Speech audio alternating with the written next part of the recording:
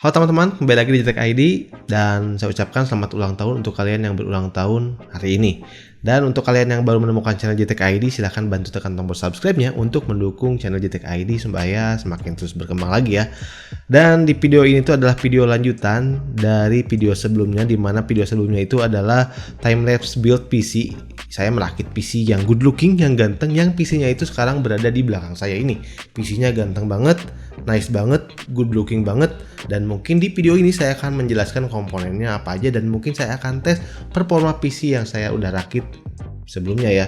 Dan sebatas informasi saja, sebagai informasi untuk PC yang saya rakit di belakang ini cukup menguras waktu, tenaga ya, karena memang saya merakit PC ini kurang lebih di rentang waktu 2 hari ya, dengan ya ambil footage video. Jadi memang cukup agak lama untuk merakit PC ini ya. Kalau mungkin tidak menggunakan footage video, tidak mengambil video, mungkin saya bisa menyelesaikannya 1 hari atau 6-8 jam saja ya, tapi itu kan perjuangan ya. Dan gak perlu berlama-lama, mari kita langsung aja jelaskan kira-kira komponen apa aja sih yang saya gunakan di PC rakitan pribadi yang ada di belakang saya ini. Langsung aja kita bahas untuk PC rakitannya. Let's go.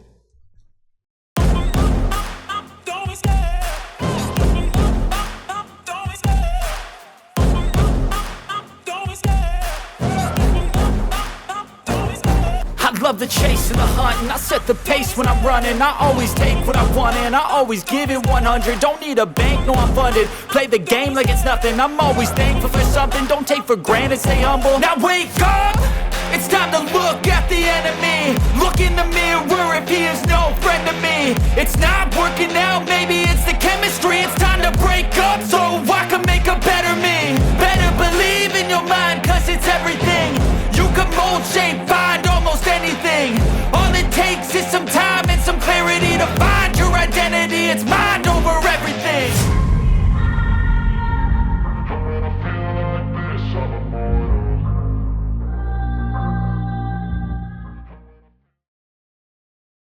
Oke, jadi di video ini tuh sebetulnya saya sangat senang sekali sebetulnya ya, karena ini tuh adalah rakitan PC yang panjang sekali ya. Ini mungkin video part kelima dan perjalanannya panjang sekali, dari mulai saya memilih casing sampai saya sangat terharu ya, ada support juga dari brand, yaitu dari Cougar ya, ataupun dari GMS, Glory Mitra Sukses, sebagai distributor di Indonesia yang mendistribusikan produk seperti Cougar, Totolink, OC, dan juga memori Patriot.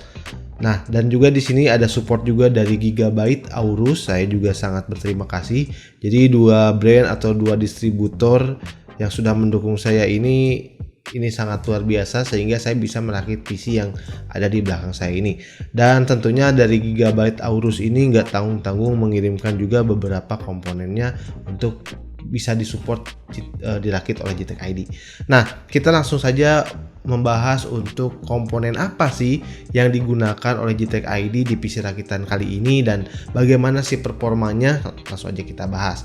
Nah, untuk prosesor di sini saya gunakan prosesor dari Intel karena memang sebelumnya Gigabyte Aorus ini mengirimkan motherboardnya ya dengan platform Intel. Jadi saya menggunakan di sini Core i7 12700. Nah, kenapa sih pakai 12700? Karena menurut saya untuk kebutuhan saya pribadi di studio, untuk kebutuhan editing ini saya butuhkan ya. Saya cukuplah menggunakan Core i7 ini. Mungkin nggak Core i9 ya, karena mungkin budgetnya nggak ada. Jadi cukup Core i7 aja udah sangat luar biasa. Bahkan sebetulnya menggunakan Core i5 yang seri K juga sangat oke. Nah, di sini saya tidak mengambil seri K ya, karena memang untuk di studio ini, untuk rakitan yang PC di belakang ini saya gunakan khusus untuk editing dan memang tidak akan saya otak-atik, ibaratnya memang untuk casual, untuk digunakan saja. Nah, di sini 12700 ini saya butuhkan juga yang memiliki IGP ya, ataupun memiliki grafik internalnya, karena kadang kala saya juga sering juga mengetes beberapa komponen PC atau part PC yang mana saya butuhkan untuk internal grafik ini. Jadi untuk kalian yang mungkin gak sering bongkar-bongkar atau ngetes dan lain sebagainya, ya menurut saya kalian bisa ambil yang seri F nya. Entah itu kalian mau ambil Core i7 seri F atau Core i9 nya atau Core i5, kalau memang tidak ada kebutuhan grafik prosesor di situ, ya kalian nggak perlu ambil grafik internal yang ada di prosesor ya, bisa ambil yang seri F saja. Atau kalau kalian senang overclock, kalian bisa gunakan yang seri K-nya. Nah, di sini saya tidak menggunakan itu ya, dan ini sangat cukup sekali. Jadi pemilihan prosesor itu tentunya tergantung kepada usernya masing-masing, digunakannya untuk apa dan seperti apa. User masing-masing yang harusnya mengetahui tentang kebutuhannya masing-masing sehingga tidak ada kata mubazir untuk digunakan. Nah, di sini saya menggunakan motherboard yang mana di sini motherboardnya itu udah nggak kaleng-kaleng. Ini adalah salah satu motherboard impian juga mungkin untuk beberapa viewers di Tech ID juga, di mana di sini tuh kita gunakan dari Gigabyte Aorus Z690 Pro. Nah, Z690 Pro ini versi yang DDR5, dan untuk motherboard ini memiliki slot M.2 NVMe-nya sangat banyak. Jadi kalau kalian mau pasang slot M.2 di sini bisa pasang 4 slot M.2, keren banget ya. Yang mana untuk motherboard ini memiliki PRM yang sangat tangguh, yang baik, yang didukung juga dengan heatsink yang kokoh, terlihat sangat menawan juga, berwarna hitam dengan ada RGB-nya yang bertuliskan Aorus. Jadi untuk masalah performa VRM-nya ini nggak diragukan lagi, apalagi jika melihat ini adalah seri Z690. Dan tentunya untuk seri Z690 ini dia memiliki layer PCB yang lebih baik dibanding seri di bawahnya, dimana di sini memiliki sekitar 6 layer PCB yang tentunya mendukung juga untuk kalian gunakan jika mau kalian overclock ataupun yang lainnya. Ini PCB-nya juga atau boardnya sudah sangat tangguh sekali. Dan juga di sini untuk konektornya dia memiliki 8+4 power pin CPU-nya. Jadi buat kalian juga yang pengen memaksimalkan, kalian bisa pasangkan semua, tapi ini sebetulnya nggak wajib. Hanya 8 power pin saja bisa nyala, bisa ya. Saya juga di sini menggunakan 8 power pin saja, saya tes itu bisa nyala, nggak ada masalah. Dan untuk kalian juga kalau pengen optimal ya tentunya bisa dipasangkan semua slot untuk power CPU-nya itu bisa dipasang semua. Dan motherboard ini juga memiliki 4 slot DIMM yang tentunya sudah DDR5 ya. Untuk motherboard ini support DDR5 memorinya. Nah, dan untuk PCIe lainnya di sini sudah menggunakan PCIe 5. Jadi dukungan untuk PCIe-nya udah lebih tinggi lagi, apalagi buat kalian yang misalkan mau pakai seri-seri GPU yang high end yang sudah PCIe 5 itu udah support di sini. Jadi Z690 ini udah proper buat kalian gunakan untuk next gen-nya gitu. Udah nggak perlu ragu lagi, udah nggak perlu khawatir lagi, udah pasti mantap. Dan juga di sini untuk motherboard ini memiliki kapasitor audionya juga yang baik, sehingga untuk pengalaman audionya pasti akan lebih seru dan menyenangkan lagi ya untuk si motherboard ini. Jadi untuk motherboard ini udah nggak perlu diragukan lagi buat kalian yang mencari ketangguhan, kehandalan, PRM yang bagus, dan juga durability. Z690 dari Aorus ini sudah nggak bisa dianggap enteng ataupun bisa jadi impian buat ya yang ingin merakit PC dengan platform Z690 seperti ini. Lalu komponen lainnya yang saya gunakan di sini adalah memori RAM. Nah, memori RAM ini juga dari Gigabyte Aorus yang mana frekuensinya ini di 5200 MHz dengan konfigurasi 2x16 GB atau totalnya 32 GB. Memang frekuensi ini sangatlah kencang sekali ya.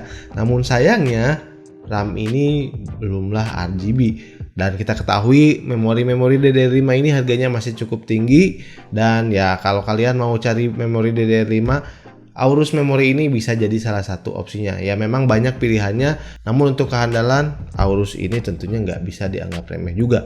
Lalu untuk storage-nya di sini saya gunakan Aorus Gen 4 7000S 2TB. Nah, untuk SSD Gen 4 ini tentunya kecepatannya udah sangat luar biasa kenceng ya, dimana untuk read-nya ini up to 7000 MB per second dan juga untuk write-nya di 6800 MB per second. Dan ketika saya tes juga ini sesuai sekali ya dengan apa yang dituliskan di spesifikasi. Jadi nice banget, kenceng banget asli ya. Mungkin biasanya kalau kalian yang masih pakai NVMe yang kecepatannya mungkin 3500 gitu ya, atau mungkin bahkan 2000 gitu kecepatannya, asli 7000 ini kenceng banget. Dan ya Aorus ini memang bisa banget ya memberikan salah satu produk yang berkualitas untuk digunakan di Tech ID. Terima kasih ya. Dan di sini juga saya gunakan GPU atau PGA card dari Gigabyte juga. Nah, ini ya, Gigabyte RTX 3060 yang 12 GB ya untuk VRAM-nya. Dan ini tuh akan sangat berguna sekali buat digunakan misalkan untuk editing ataupun untuk gaming ya. Jadi memang saya pribadi sih nggak terlalu yang harus haus untuk GPU, misalkan harus RTX 3070 ataupun 3080, enggak ya. Untuk saya pribadi bahkan di bawahnya pun udah sangat cukup, karena kalau saya gunakan untuk gaming, saya menggunakan monitor di resolusi 1080 pixel. Jadi untuk RTX 3060 ini udah sangatlah cukup buat saya pribadi untuk kegunaan gaming, dan untuk editing juga ini masih cukup handal untuk digunakan di studio saya. Jadi tentukan budget kalian dan kebutuhan kalian, silahkan. Jadi nggak perlu harus paling kenceng, nggak juga ya. Jadi untuk pemilihan komponen itu tergantung dengan budget kalian masing-masing, tergantung dengan kebutuhan kalian masing-masing. Karena kalau kalian nggak bisa memanfaatkannya, malah mubazir juga ya. Karena menurut saya ini udah sangat cukup buat saya pribadi. Ya kalau ada rezeki ya mungkin bisa nanti nyoba lagi yang lebih tinggi lagi, tapi sementara ini sangatlah cukup. Nah, lalu komponen selanjutnya yang saya gunakan adalah casing yang ganteng. Casing yang ganteng yaitu adalah Cougar Conquer yang ada di belakang kita kali ini. Casing Cougar Conquer ini adalah salah satu casing yang mungkin legendaris ya. Ini bukanlah casing yang terbaru, mungkin di 2017, 2018 ini udah sangatlah populer, dan sampai saat ini sih untuk desainnya belum termakan usia. Jadi sebetulnya untuk tampilan PC gaming yang seperti ini tuh, kalau kalian lihat mungkin di review luar negeri itu biasanya merakit PC dengan ya Ultimate PC atau kelas Sultan ya. Dan GTX ID hanya merakit PC dengan sekelas RTX 3060 ya. Ini udah sangat cukup sekali. Mungkin ini bukan yang Sultan banget ya, tapi dengan tampilan seperti ini terlihat PC kita itu sangat-sangatlah mahal dibanding aslinya gitu. Jadi memang casing ini tuh adalah sebuah cover, memang bungkus luar, tapi memang sangat ya berpengaruh lah buat tampilan, apalagi buat kalian yang suka casing-casing yang aneh-aneh ataupun yang memang pengen show off juga itu bisa. Tapi tentukan juga budget kalian masing-masing, karena untuk casing seperti ini mungkin kelasnya entusias, jadi bisa dibilang ini mahal ya.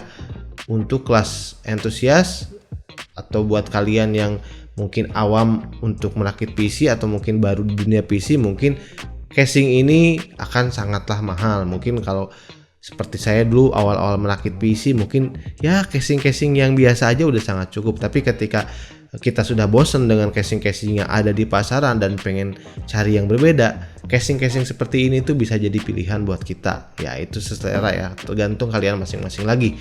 Dan di sini juga saya menggunakan power supply untuk mensuplai semua seluruh dayanya. Di sini saya menggunakan power supply dari Cougar ini, Cougar VTE X2 eRGB. Nah, untuk Cougar ini ada RGB-nya. Jadi yang saya suka itu sebetulnya tulisan di samping. Jadi ada tulisannya Cougar. Ini keren banget, asli keren sekali. Cuman kelemahannya di sini dia hanya memiliki 8 power pin CPU ya. Jadi nggak ada 8+8, sayang sekali ya. Dan juga untuk power supply ini digunakan di casing seperti yang ada di belakang saya ini, kabel-kabelnya itu kurang panjang sehingga perlu yang namanya mungkin extension cable seperti yang saya gunakan ya. Untungnya di studio ada, jadi saya bisa gunakan extension kabel seperti ini, jadi power supply-nya tetap bisa digunakan, dan jadi saya bisa merasakan kegantengan dari power supply Cougar VTE X2 eRGB ini. Dan tentunya untuk VTE X2 ini sudah bersertifikasi 80 plus bronze ya. Mungkin ini bukan yang gold,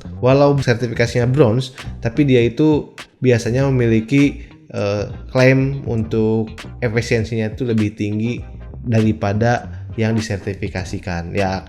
Contohnya kemarin saya pernah juga tuh merakit PC menggunakan power supply Cougar hanya 80 plus polos, tapi efisiensinya itu di 86%, dan 86% tentunya udah lebih dari bronze ya, atau bisa setara dengan bronze. Jadi biasanya sih untuk Cougar ini dia memang bersertifikasinya yang lebih bawah, tapi ternyata efisiensinya itu lebih tinggi ya. Nice lah untuk Cougar ya. Dan untuk aksesoris lainnya di sini saya gunakan juga untuk fan-nya ya. Saya menggunakan fan dari Cougar juga, VX120, dimana untuk VX120 ini saya gunakan sudah bisa eRGB ke motherboard tentunya ya, dan bisa disingkan ke IO water cooling, dan IO water cooling yang saya gunakan yaitu dari Aqua 360 dari Coguard juga. Ini ARGB juga dan pendinginannya mantap. Nanti kita akan lihat pendinginnya seperti apa. Nah, untuk komponen-komponennya mungkin itu saja sih, dan selebihnya saya menggunakan mungkin penyimpanan ya dari PC yang lama saya ya, jadi saya pindahkan. Dan Coguard juga mengirimkan beberapa peripheralnya seperti mouse seperti ini ya, Minos XT, ada juga mousepadnya Arena X, juga ada keyboardnya Vantar MX untuk digunakan JTK ID. Jadi mantep lah. Oke, mungkin itu komponen-komponennya udah saya jelaskan semua, dan kita akan lihat aja untuk benchmark sintetis ataupun gaming dari PC rakitan ini seperti apa. Dan karena memang saya penggunaannya di 1080p, saya akan tes semua game ya di resolusi 1080p dengan resolusi rata kanan ya. Kalau yang rata kanannya ultra, saya set ultra. Kalau yang rata kanannya high, pokoknya semua saya mentok high ataupun rata kanan ultra semua ya. Jadi langsung aja kita lihat untuk tes benchmark dari PC keren nih. Let's go.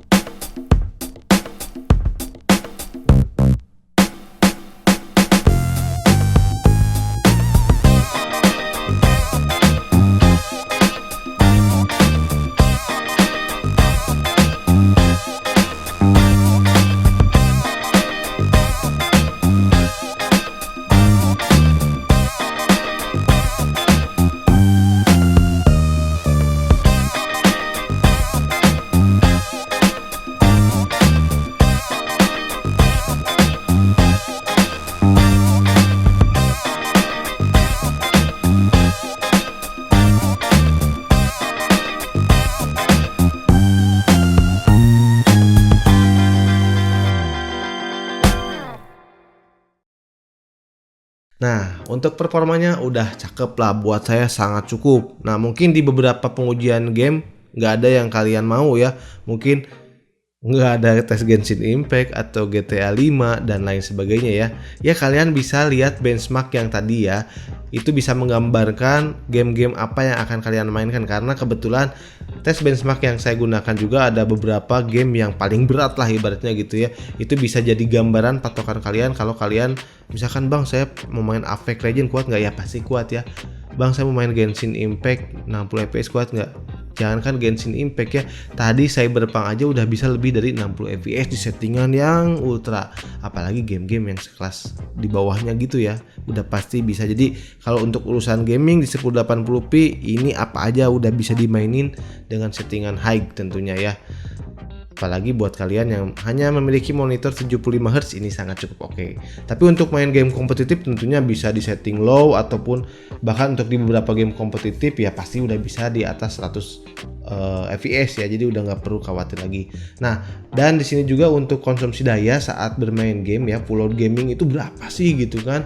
Boros nggak sih Bang? Nah, karena memang ini PC-nya lumayan gitu ya. Jadi memang PC ini bisa dikatakan agak boros di sekitaran 370 sampai 380 watt saat full load bermain game ya. Saat bermain game ya, tentunya ini ingat saat bermain game. Mungkin buat kalian yang penggunaannya untuk multitask atau browsing ya pasti nggak akan segitu, paling 100 wattan saja. Dan kira-kira kalau PC ini enak nggak sih digunakan untuk editing? Tentunya sangat cakep sekali ya. Apalagi di sini prosesornya Core i7, terus kita pakai RTX 3060 ya pasti udah enak. Nah, di sini saya coba tes dengan video-video ringan aja ya, video-video yang biasa saya gunakan untuk upload video ya, publish video. Di sini saya gunakan untuk video ini untuk playback previewnya udah enak banget, nggak ada masalah, lancar kalau ini. Dan saat encoding untuk video sekitar 19 menit kurang lah ya, 19 menitan itu hanya bisa dicapai dengan waktu estimasi hanya 5 menitan saja. Ya bisa dikatakan hampir seperempatnya gitu ya, atau mungkin 1:4 gitu ya. Udah sangat-sangat gokil sekali ya untuk performa dari encoding ini. Jadi bukan 1:1 lagi, tapi 1:4. Ini sangat-sangat membantu untuk kebutuhan editing saya ya. Ini memang PC yang saya harapkan lah gitu ya. Nah, di sini juga saya mengetes beberapa pengetesan yang lain, dimana untuk pengujian SSD juga di sini saya coba tes ya, karena memang yang diklaim oleh Aorus ini dia tadi 7000 MB per second, dan ternyata memang betul ya untuk hasil klaim dari spesifikasinya nggak ada masalah. Ini udah sesuai ya, kecepatannya udah cepat sekali, dan suhunya itu hanya di sekitar 50-an atau 58 lah paling maksimal untuk suhu si Aorus Gen 4 7000S SSD ini. Jadi SSD ini kencang dan juga adem ya. Untuk SSD ini saya lupa informasiin di awal. Jadi saya gunakan SSD ini tanpa heatsink, bawahnya heatsinknya dilepas. Saya menggunakan heatsink ataupun thermal solution dari motherboardnya, karena kita memang tidak bisa gunakan heatsink dari SSD-nya. Kalau kita pasang memang mentok di cover ataupun mentok di thermal solution dari motherboardnya, sehingga harus kita lepas untuk penggunaan heatsink ini. Dan heatsink motherboard itu ternyata sangat cakep sekali untuk performanya, jadi nggak ada masalah lah untuk si thermal solution dari motherboard Z690 Aorus Pro ini. Nah, lalu juga di sini saya tes juga untuk suhu dari prosesor, yang mana menggunakan pendingin dari Kogar Aqua 360 RGB. Ternyata saat saya coba stress test ya di Cinebench R23 itu peak powernya itu untuk peak thermalnya itu ada di 86 derajat Celcius saja. Itu adalah peak thermalnya. Namun untuk rata-rata saat menjalankan Cinebench R23 itu ada di 83 sampai 84 derajat Celcius. Tentunya suhu itu sangatlah bisa dikategorikan dingin untuk menghandle sekelas Core i7 seperti ini. Itu adalah saat-saat dimana stress test menggunakan Cinebench R23.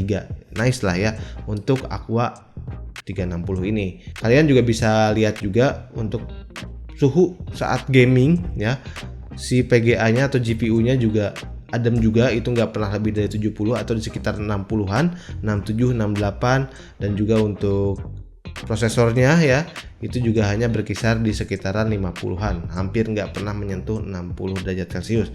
Jadi untuk suhu-suhuan bagus, apalagi menggunakan casing yang seperti ini open air ya, sehingga untuk airflow-nya sangat baik. Tapi kelemahannya yaitu adalah debu yang mungkin berpotensi lebih banyak dibanding biasanya. Tapi ya it's okay, apalagi buat di ruangan ber-AC itu bisa diminimalisir, dan tentunya ini akan membuat kalian bisa rajin lagi untuk membersihkan PC.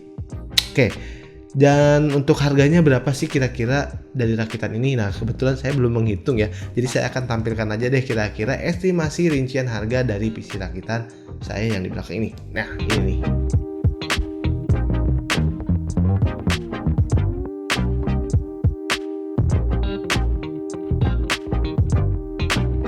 Oke, akhir kata terima kasih untuk seluruh brand yang sudah mensupport Jitek ID di video rakitan PC kali ini, terutama untuk GMS, Glory Mitra Sukses yang sudah mengirimkan produk Hogarnya, dan juga dari Gigabyte Aorus juga yang sudah mensupport PC Jitek ID kali ini. Dan juga buat kalian juga para subscriber dan juga viewer Jitek ID, terima kasih yang sudah mendukung Jitek ID dari awal Jitek ID sampai saat ini, dan juga yang udah nonton video ini dari awal sampai akhir gak skip. Saya ucapkan terima kasih banyak. Dan buat kalian yang ingin dibantu rakit PC oleh Jitek ID juga kalian bisa DM ke Instagram Jitek ID. Silahkan kalian DM dan jangan lupa follow juga Instagram Jitek ID. Kalian bisa minta dibantu rakit mungkin seperti PC yang ada di Jitek ID kali ini di belakang bisa, atau bisa merakitkan PC dengan budget ya menyesuaikan dengan selera kalian ataupun ya kebutuhan kalian. Karena untuk merakit PC itu seninya sangatlah luas. Ada yang mungkin mendahulukan hanya performance saja, ada juga yang fanatik dengan brandnya, ada juga yang penting tampilannya, dan juga macam-macam sekali, banyak sekali, karena manusia itu banyak beragam. Semua keputusan ada di kalian masing-masing. Saya hanya bisa menyarankan, keputusan ada di kalian semua. Dan terima kasih telah menonton ini. Sampai ketemu di video selanjutnya. Selamat hari Senin untuk kalian yang nonton hari Senin. Salam Jitek ID. See you.